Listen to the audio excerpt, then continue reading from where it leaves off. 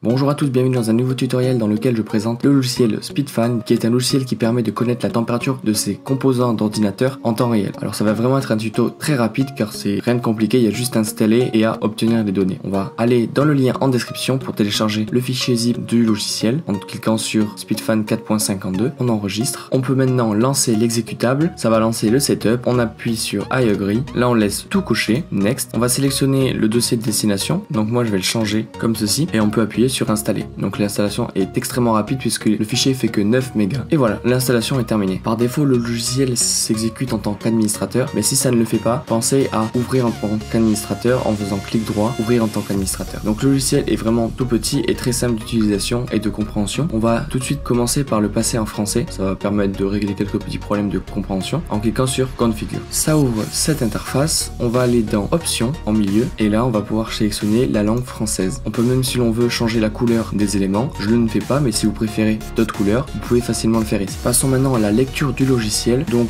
principalement on va s'en servir pour connaître la température, mais dans des cas plus évolués on va pouvoir même régler la vitesse de ces ventilateurs, etc. Alors je vais pas le faire ici parce que c'est un peu plus complexe, mais si jamais ça vous intéresse, eh bien dites-le moi en commentaire, je ferai un tutoriel dessus. Ici on peut voir qu'il y a bien la température des composants. Les températures qui vont nous intéresser, ça va être la carte graphique, les processeurs. La carte graphique c'est GPU, donc ici on peut voir que c'est en vert, elle est à 40 degrés, donc c'est bon. Et après, voilà, mon processeur a 4 cœurs, on peut voir que la température est constante autour des 20 degrés, donc c'est bon, il n'y a aucun problème. Mon CPU, donc le processeur utilisé à peu près à 10%, donc c'est normal que les composants soient très froids. Maintenant, la flèche bleue signifie que les composants sont froids, donc c'est bon. La flèche verte aussi. Et si jamais la flèche passe au rouge, donc ça va faire une petite flamme, bien c'est là qu'il faudra penser peut-être à arrêter l'utilisation de votre PC pendant un petit moment, ou ouvrir le PC. Par exemple, si vous avez une tour, vous allez pouvoir ouvrir le PC sur les côtés afin de faire passer un peu plus d'air et ça va refroidir. Alors les températures maximales d'utilisation varient selon les processeurs et les composants de l'ordinateur, donc je vous invite à aller chercher sur internet facilement en fonction de vos composants.